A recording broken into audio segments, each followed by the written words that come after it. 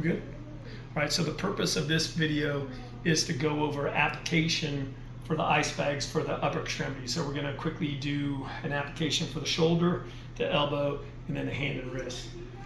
Remember, when you're making your ice bags, they should be proportional for the area that you're gonna be treating. All right, so we're gonna do this one on the athletes here. This is his left shoulder.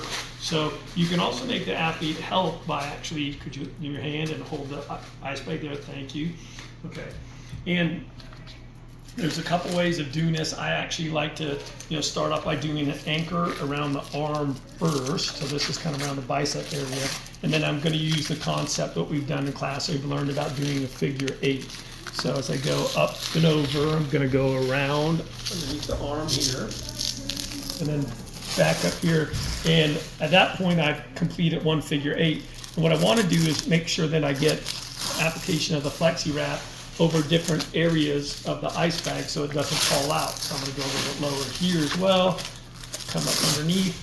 I'm done the second one, and now I'm going to do a third one, and then come back around the back, and just come around here, and then I can complete it by just tearing it off. Okay, so that's again one way of applying the shoulder. So 3 figure 8s. Okay.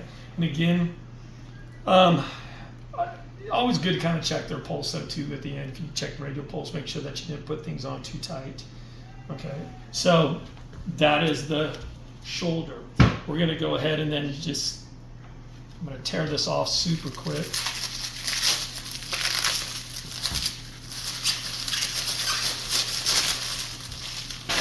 And then we'll go ahead and go right into we'll go right into the elbow. So with the hand and the wrist and the elbow, we're going to use the principles of starting. There we go, slide that down. We're going to use the principles of starting from distal, working our way proximal to try to keep the ice bag in place. Okay.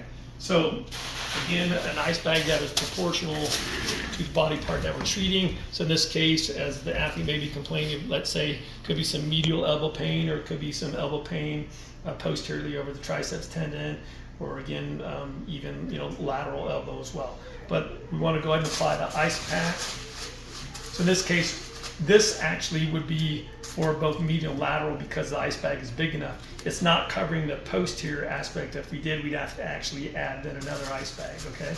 But hold on for just a second if you would, have it help you out.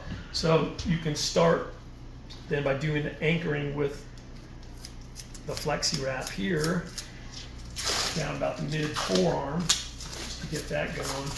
And then we can go ahead and put the ice bag on. And again, you can still have that athlete help you to hold it in place and kind of use that kind of spiraling, overlapping technique and get get it on nice and snug. If you've noticed already, and I've kind of done this on purpose, where it's loose down here, because what I like to do is after I come up in the proximal direction, I'm going to come actually right back down again and start back distally.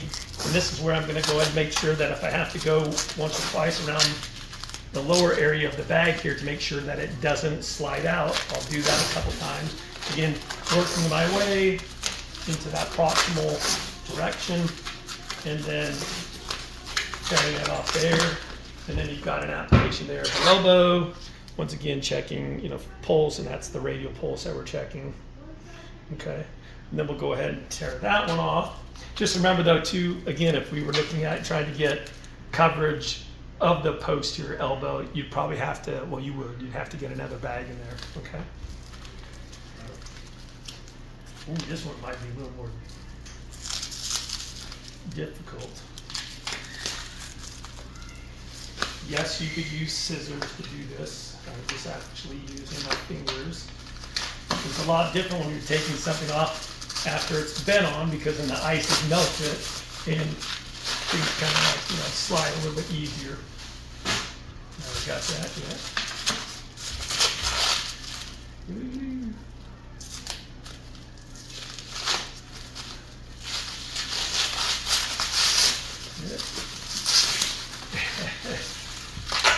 All right. And then last, we're going to go ahead and do the like the hand and wrist. And again, use that same principle, again, going from distal to proximal. You could actually, anchor the flexi-wrap around the hand here like this. You could even go doing like a figure 8, because that's actually how we'll try to hold this on in place. And you could get the athlete, sure, could you hold on that with the other hand for me? Sure. Again, you can get them to help out as much as possible, or if you have another individual, like another student trainer or somebody helping you out, that's great. Okay, so we've got an ice bag here. And so this is one where we're going to try to get a complete wrap around the bag, that is, of ice. Thank you. And then I'll take that and have them hold the bag in place. There you go. We're going to use that, again, figure 8 concept. So here and underneath here. All right, then I didn't do a full figure 8 there, but now I'm just going to go in the proximal direction.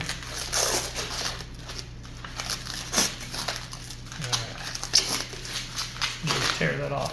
So you get the idea that we, put ice applications for the shoulder, the elbow, and the hand, the wrist, and you're like, ooh, I can't get to the radial pulse. Well, then you could do like a, capillary refill, just checking their thumb real quick, or you can check the fingers too. Okay, and our, rule of thumb.